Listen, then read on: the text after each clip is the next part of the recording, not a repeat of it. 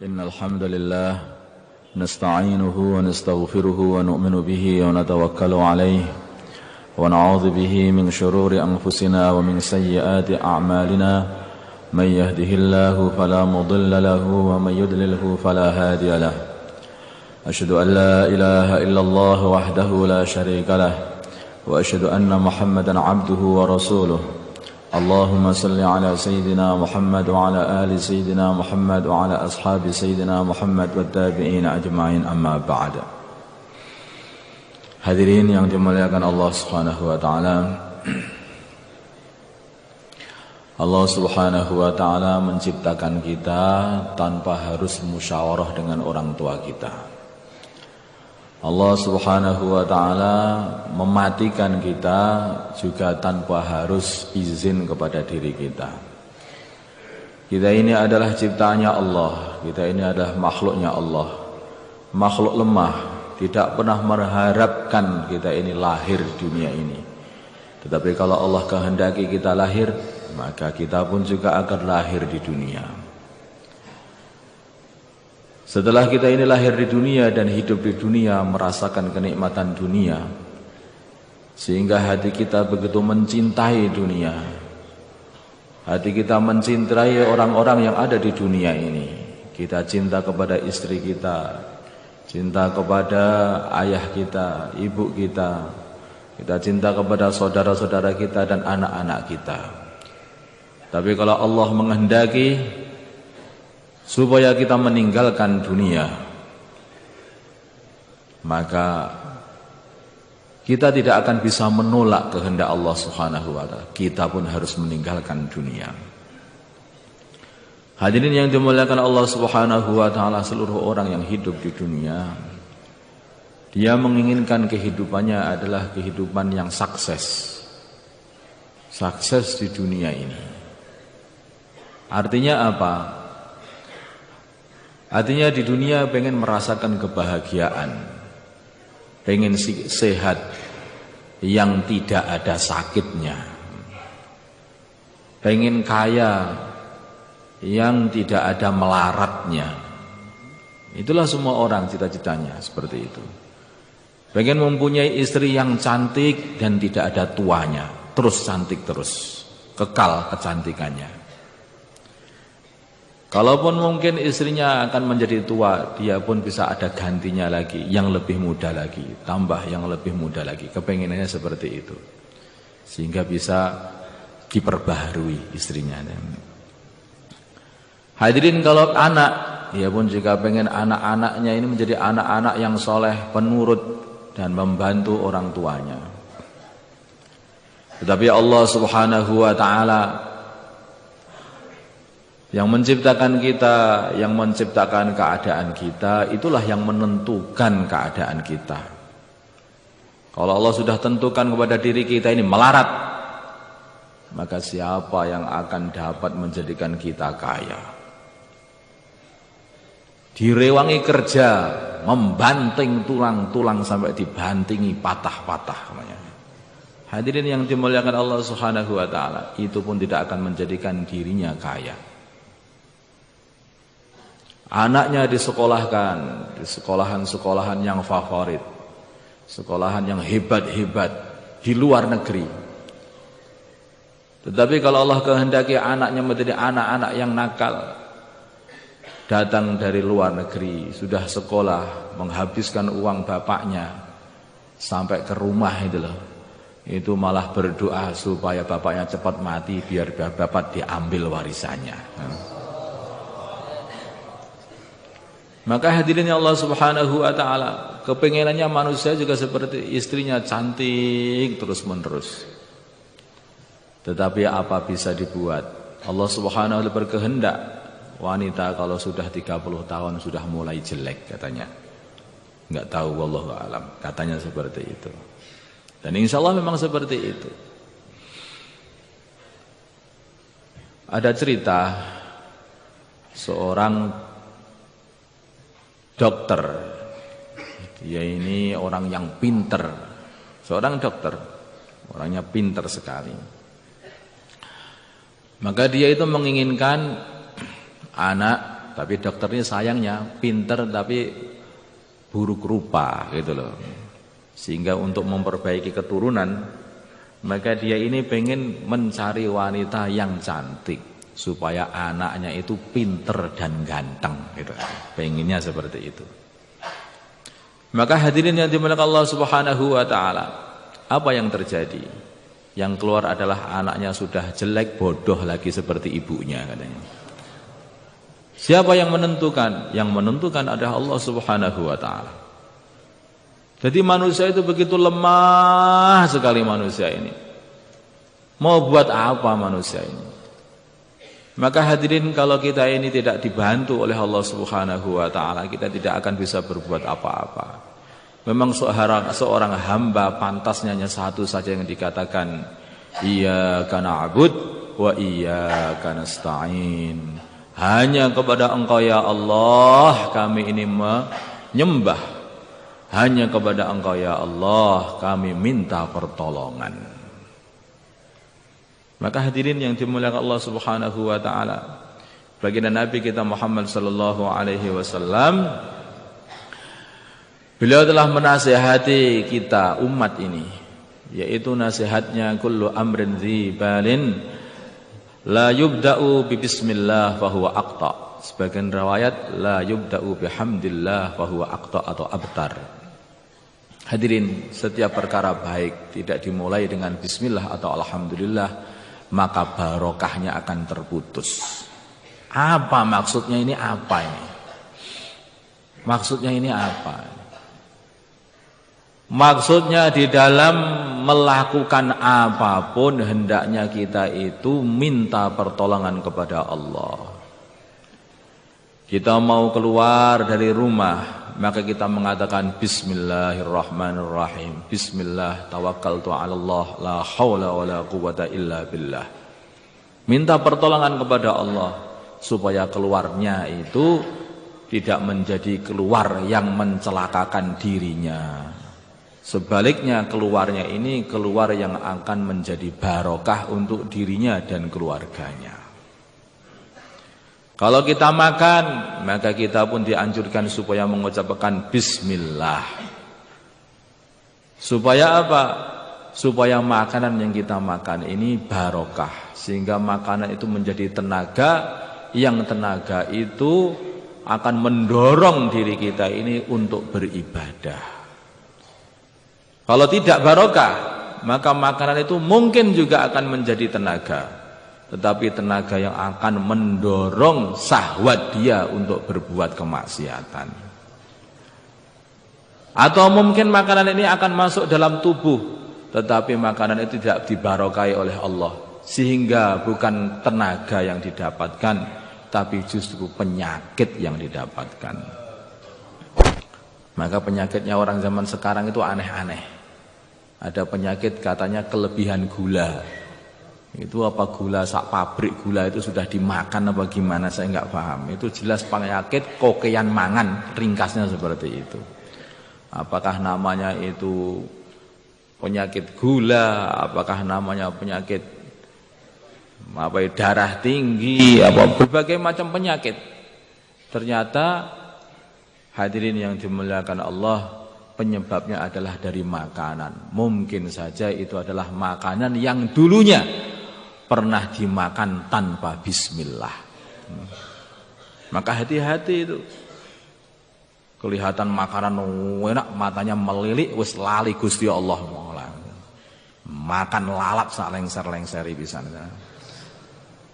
Kalau mampu, tapi karena enggak mampu ya hanya dimakan. Kalau seumpama orang itu mengucapkan bismillah begitu, maka akan terjadi Masya Allah begitu banyak barokah.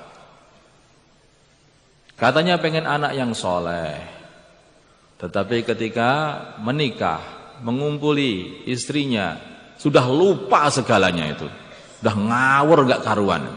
Coba, loh kenapa? Apa kamu gak baca bismillah kok anakmu begitu nakal seperti ini? Sudah gak ingat sama sekali itu, sudah gak ingat itu. Loh, ya itu.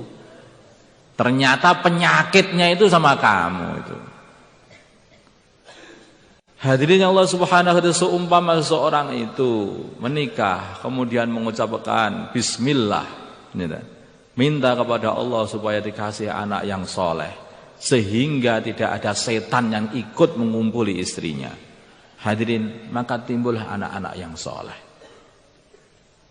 Itulah kenapa orang-orang zaman dulu, zaman sahabat, zaman tabi'in itu anak-anaknya itu kebanyakan kok orang-orang soleh gitu. Sedang zaman sekarang itu kok kebanyakan semoga saja orang soleh juga sama. Jangan lupa bismillah. Nah, kadung lupa gimana? Ya dikodok lagi. Nanti pakai bismillah. Insyaallah Pak nggih. Nah, dikodok meleh mak niku. Hadirin Allah Subhanahu wa ta'ala, ini namanya yaitu minta pertolongan kepada Allah. Kalau kita ini sudah tahu diri kita ini siapa, enggak punya apa-apa, enggak bisa apa-apa, maka akhirnya minta pertolongan terus kepada Allah. Mau usaha pun juga harus minta pertolongan kepada Allah. Maka para ulama mengatakan kalau kamu mau usaha, maka hendaknya baca bismillah 1000 kali, alhamdulillah 1000 kali katanya. Karena sekalinya itu enggak mandi-mandi ya 1000 kali. Alhamdulillah ya 1000 kali, biar barokah usahanya. Usaha kok enggak barokah itu kenapa itu? Loh, ternyata kurang bismillah. Hadirin Allah Subhanahu wa ta'ala, inilah Tuhan kita yang menciptakan kita, yang memelasi kita, yang selalu mendengarkan doa-doa hamba-hambanya yang mau berdoa. Wa idza sa'alaka ibadi anni fa inni qarib. Bila mana tanya kepada kamu hamba-hambaku mengenai aku wahai Muhammad, katakanlah inni qarib. Sesungguhnya aku ini adalah dekat dengan hamba-hambaku. Allah itu dekat dengan kita. Allah itu begitu dekat. Bagaimana tidak? Kita itu yang menciptakan Allah dan yang menggerakkan Allah. Yang mengatur kehidupan kita semuanya adalah Allah Subhanahu wa ta'ala. Yang ketika kita melek, yang melekkan Allah. Ketika tidur, yang tidurkan juga Allah Subhanahu wa ta'ala, Tuhan kita ini. Begitu dekat dengan hambanya. Tetapi kalau hamba itu tidak mendekatkan diri kepada Allah Subhanahu wa ta'ala, akhirnya menjadi jauh. Hambanya jauh kepada Tuhan, tapi Allah selalu dekat dengan hamba-hambanya. Kalau hamba tidak mendekat kepada Allah, maka akhirnya ditegakkan, dibiarkan saja, itu tidak ditolong sama Allah. Tetapi kalau dia itu sudah usaha kenalan dengan Allah Subhanahu wa ta'ala, mendekatkan diri kepada Allah Subhanahu wa ta'ala, dikatakan oleh baginda Nabi sallallahu alaihi wasallam, ta'arraf billahi fir raha ya'rifka fisyiddah. Kenalilah Allah Subhanahu wa ta'ala ketika kita dalam keadaan longgar. Nanti kalau kamu dalam keadaan kesulitan, ganti akan dibantu sama Gusti Allah. Begitu janji Allah. Allah mendengarkan doa hamba-hambanya. Ujibu da'watad da'i idza da'ani falyastajibu li wal yu'minu bi la'allahum yarshudun. Aku akan mengabulkan doa-doanya orang yang mau berdoa kepada aku. Jadi kita doa kepada Allah. Apa-apa itu doa. Apa-apa itu doa. Masuk doa, keluar doa, berdiri doa. Maka kalau orang itu duduk baru jagongan begitu, iya doa. Subhanakallah walhamdulillah, astaghfiruka wa atubu ilaik. Biar apa? Biar diampuni dosa-dosanya dalam majelis itu. Karena kadang-kadang orang itu habis jagongan, habis ngobrol-ngobrol itu banyak pembicaraan-pembicaraan yang sia-sia. Maka perlu orang itu kalau habis jagongan, habis ngobrol, maka ketika berdiri membaca kifarah majelis. Jadi doa, mana-mana doa. Ketika naik, berjalan, ada jalan yang naik, kita berzikir kepada Allah, ingat ya Allah, Allahu Akbar, Allahu Akbar. Ketika turun, subhanallah, mensucikan Allah Subhanahu wa ta'ala. Itulah hamba yang menghamba akhirnya itu. Falyastajibu li wal yu'minu bi. Ini ada syaratnya. Doa-doa hamba itu akan dikabulkan oleh Allah Subhanahu wa taala.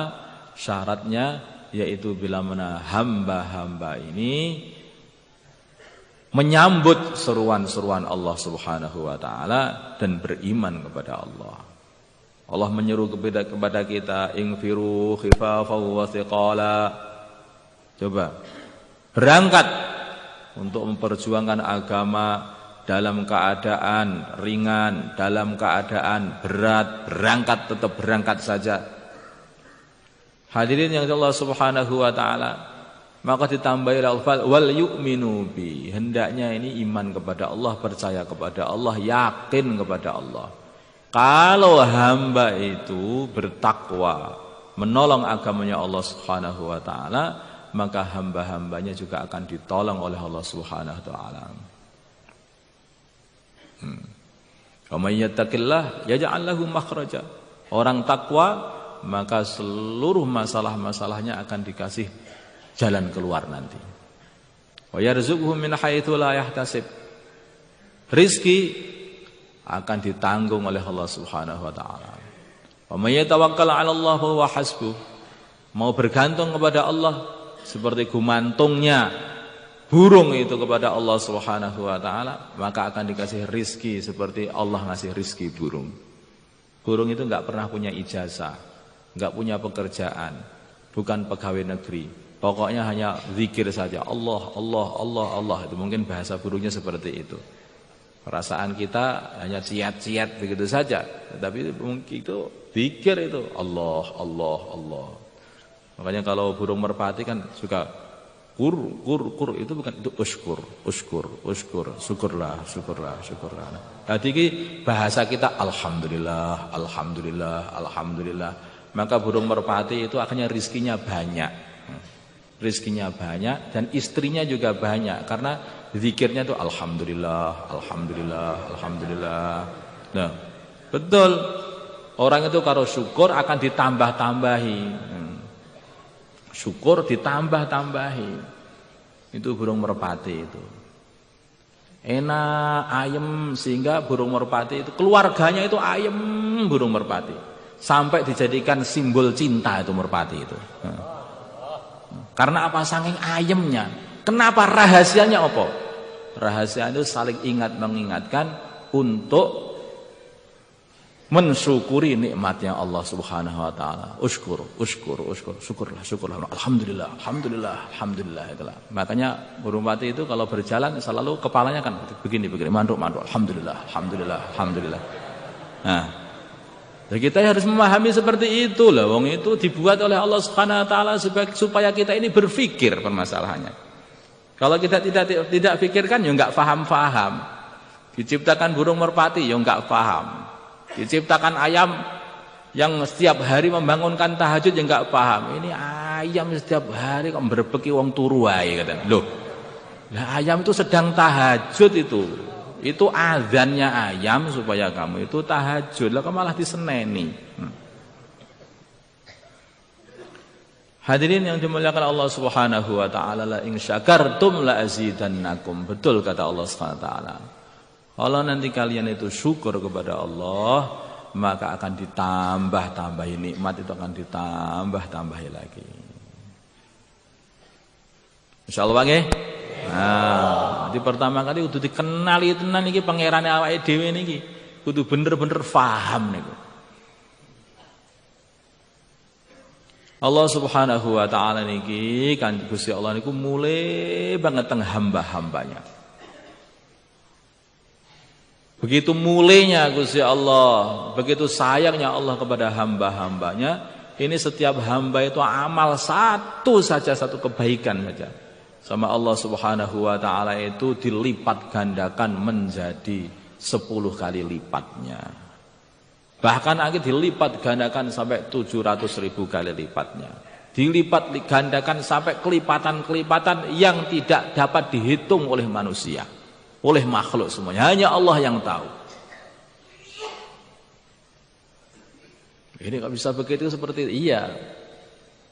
Dan orang itu kadang-kadang itu berbeda imannya kepada Allah, juga akan berbeda hasil dari amalannya. Makanya kenapa baginda Nabi mengatakan para sahabat itu infaknya para sahabat sebiji kurma atau satu sok kurma itu dalam hadis itu lebih baik daripada infaknya selainnya, yaitu segunung Uhud. Kok bisa berbeda? Kenapa? Ini yang ada yaitu amalan dalamnya itu. Maka Abdullah bin Mas'ud mengatakan, kalau dilihat sholat dan puasa, maka kalian ini, yaitu murid-muridnya Abdullah bin Mas'ud, bukan sahabat, orang setelah sahabat. Kalau dilihat sholat dan puasanya, kalian lebih banyak daripada para sahabat. Tetapi sahabat-sahabat baginda Nabi lebih baik daripada kalian. Loh, kenapa bisa seperti itu? Maka Abdullah mengatakan, karena mereka itu lebih mencintai akhirat melebihi kalian. Karena mereka itu lebih zuhud di dunia ini melebihi kalian. Coba, ini amalan hati. Ini amalan yang ada dalam hati. Itulah maka baginda Nabi sallallahu alaihi wasallam mengatakan, ma fadalakum Abu Bakrin illa bima faqara fi qalbi.